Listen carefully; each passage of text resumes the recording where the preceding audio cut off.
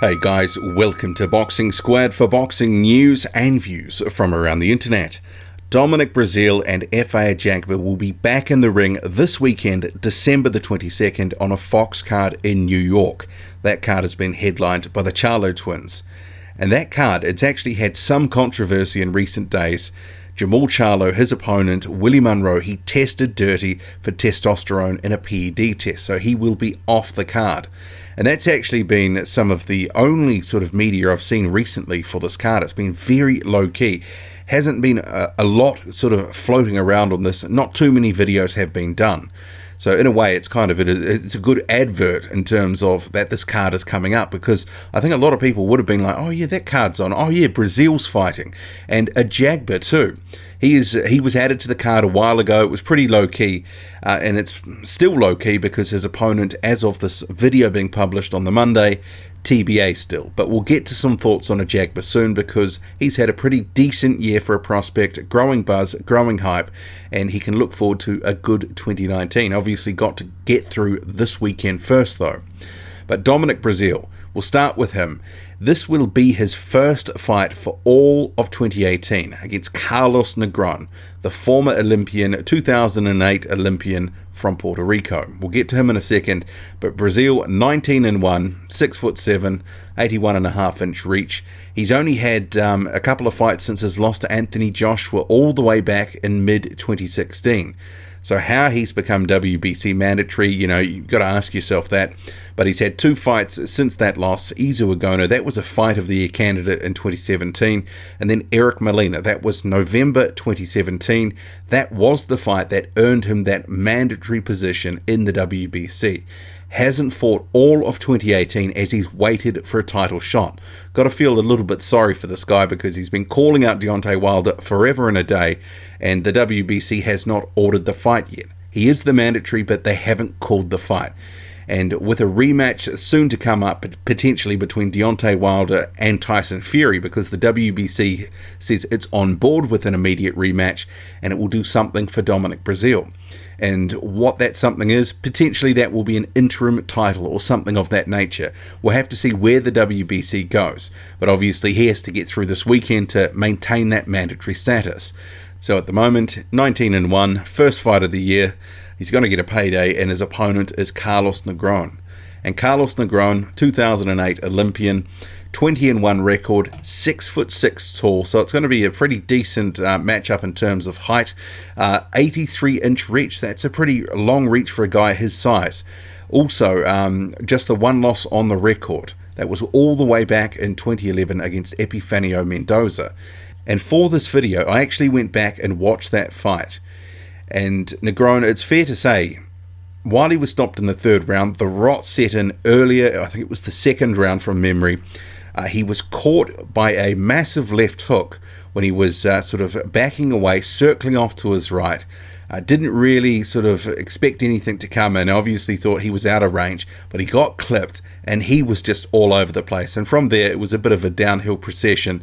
That third round, the referee gave Negron every opportunity, because it wasn't Puerto Rico. The referee gave him every opportunity to sort of get out of the spot of bother that he was in. But he just ended up taking a mega punishment.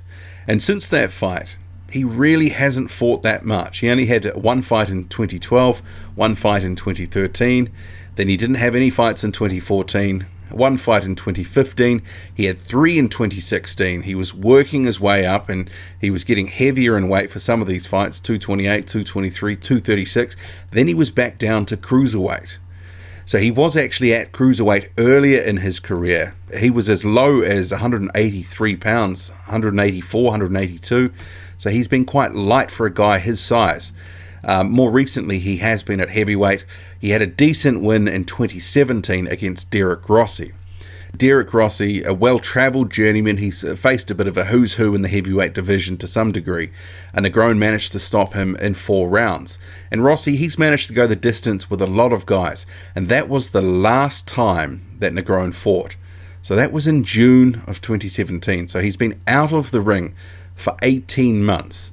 I'm not aware of all the circumstances regarding that, but there has been a few articles that have surfaced online recently that do sort of cover where he's at the moment. And Negron, back in August, he signed with King Kong Boxing. That's Jay Jimenez. So that's the manager to Luis Ortiz. There's a new heavyweight on the scene. Jay Jimenez told Boxing Scene, "We just signed the 2008 Puerto Rican Olympian, the 6'6" heavyweight Carlos Negron, to our stable to work alongside Luis Ortiz and train with Herman Caicedo. I think together with my help, he could be the first born and raised Puerto Rican heavyweight champion." That was all in that story, but there were some other quotes that I wanted to get to. So yeah, in this story, it was a follow-up. I think this is in September. When the fight with Breazeale was made. Maybe it was October actually. But Negron said, "First of all, I'd like to give thanks to God for listening to my prayers and giving me faith. I would also like to thank my mum, brothers." Okay, where are we? Anyways, let's talk business. My new manager, Jay Jimenez from King Kong Boxing, gave me a call and said, "How about a crack at Dominic Breazeale?" I said, "Why not? Let's do this. This is exactly what I wanted, a chance to show my people what I could do. I want to be the first real born and raised Puerto Rican heavyweight champion. So come December 22nd, I will fight with honor, heart and pride so Puerto Rico can get ready, because there's a new 6'6", 240-pound heavyweight in the mix now." So brimming with confidence. But yeah, I'm going with Dominic Breazeale in this one. I think Dominic Breazeale, he might be slow and lumbering and hittable, but he hits hard. He punches very hard. And after seeing that fight with Epifanio Mendoza, I think eventually, if Breazeale catches up with him, hits and hurts him, he can probably take him out. Carlos Negron is a decent boxer. He's got some good skills, but the inactivity, that's something that does concern me here. But also, I just wonder about the chin. I think Breazeale, this is an opportunity for him, even though he's been out of the ring for a while. We've been seeing on social media, he's been training the house down for a while now. But, he needed a fight this year to get back in the mix. He needed something to stay busy, get some money coming in the door. I think this opponent, while on paper it looks like a decent matchup, Breazeale 19-1, Negron 20-1, I think Breazeale will win it. But I would say, early on, Carlos Negron could actually have some success. I could see him using his reach, using his jab, and a couple of other punches, touch up Breazeale a little bit, get some body shots in there. Because Breazeale is one of those guys that is just very hittable. But he's got a lot of heart, he's got a lot of power, he just keeps coming forward, he'll keep getting up. If you hurt him, he'll still get up and he'll come after you. He showed that in that Izu Agono fight. That was a really great fight, action-packed. But I'm just not convinced about Negron's chin. And I think eventually in this fight, maybe rounds 4 or 5, something like that, I think Breazeale will catch up with Negron as he's starting to tire, and I think we could see a knockout here. Dominic Breazeale, I'm picking him to win, and by knockout. And if Breazeale was to lose this, obviously Negron, he would be shot up the rankings, and that would be a good shot in the arm for his career. He would actually probably, be quite highly ranked in the WBC. I'm not sure that the mandatory status would just automatically shift to him. But the WBC is obviously waiting for this result with Breazeale before making its ruling. And it's probably also waiting on the Dillian Whyte fight, which is on the same day. Dillian Whyte is the #1 rated boxer in the WBC. Dominic Breazeale is the WBC mandatory. It'll want to see what happens with their fights before making its ruling. And we could well see the WBC order Dillian Whyte to face Dominic Breazeale should both get through their fights. They've got to take care of that mandatory status if a Fury and Wilder rematch is to happen. So maybe a Breazeale and Whyte fight for the first half of 2019, that could be something that could be on the radar. Although Dillian Whyte potentially has designs of an Anthony Joshua fight, but there's no guarantees with any of this. There's a lot of, balls in the air at the moment, lots of variables and such. Okay, in terms of the other fight on the card, Efe Ajagba, the 7-0 prospect out of Nigeria, 24 years old, 6'5", 88-inch reach.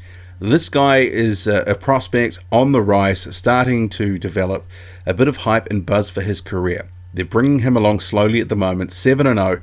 He's still quite young, and some of the opponents he's faced so far haven't been much chop.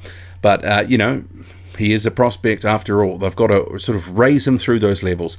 And given the fact it's fight week, start of fight week, it's still TBA as the opponent, well, it's probably not going to be anyone good, and it's a 6-rounder as well. So it'll probably be in the same vein as some of these other guys that he's been facing. They may look to put him against someone who's got a decent looking record, like Nick Jones, for example. The last guy that he fought wrecked within a round.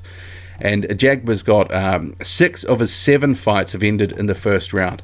The one that didn't, that was a disqualification win. Ajagba won that without having to throw a punch.